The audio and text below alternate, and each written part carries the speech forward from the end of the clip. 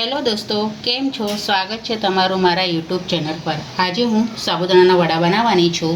આ અપાસમાં તમે ખાઈ શકો છો, નાસ્તામાં પણ ખાઈ શકો છો, ગમે ત્યારે તમે આ બનાવી શકો છો। તો આજે હું સાબુદાણાના વડા બનાવવાની છું। તો ચાલો મારા કિચનમાં આજે આપણે સાબુદાણાના વડા બનાવીશું। સાઈડ તળાઈ ગઈ છે, હવે આપણે આને પલટાવી લઈશું। હવે બીજી સાઈડ આપણે થવા દઈશું। મેં એક નાની વાટકી ભરીને સાબુદાણા લીધા છે।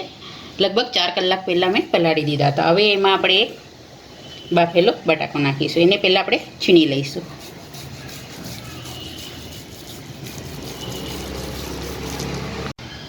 હવે આમાં 2 લીલા મરચાં ઝીણા કટ કરેલા નાખીશું।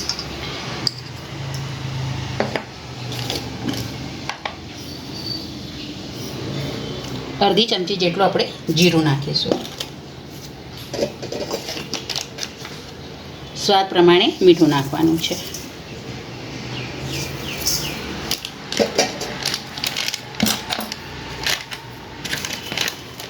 બાઇન્ડિંગ માટે આપણે 1 ચમચા જેટલો રાજગરાનો લોટ નાખીશું।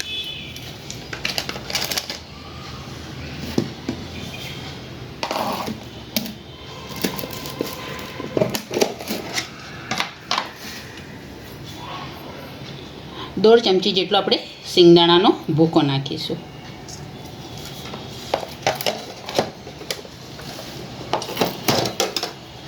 અને થોડા લીલા ધાણા નાખીશું આપણે। હવે આ બધું આપણે પહેલાં મિક્સ કરી લઈશું।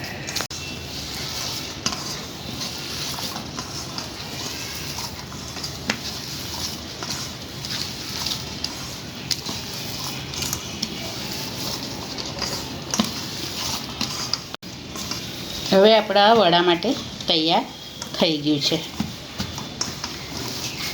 હવે આપણે તેલ ગરમ કરીને એમાં આપણે વડા બનાવી લઈશું। હવે આમાંથી થોડો થોડો સાબુદાણા બટાકાનો માવો લઈને હાથમાં આ રીતના એ કરીને પછી આ રીતના થાપી દેવાના।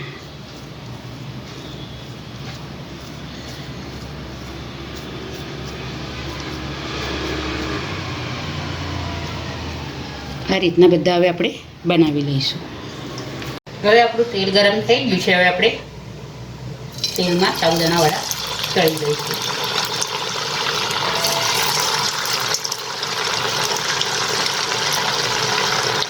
સાઈડ તળાઈ ગઈ છે, હવે આપણે આને પલટાવી લઈશું। હવે બીજી સાઈડ આપણે થવા દઈશું। હવે સાબુદાણા વડા તળી ગયા છે, હવે આપણે કાઢી લઈએ।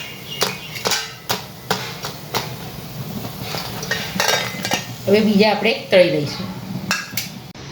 તૈયાર છે આપણા સાબુદાણાના વડા। આજે મેં સાબુદાણાના વડા બનાવ્યા છે।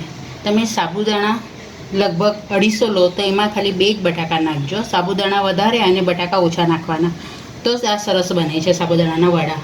તો તૈયાર છે આપણા સાબુદાણાના વડા।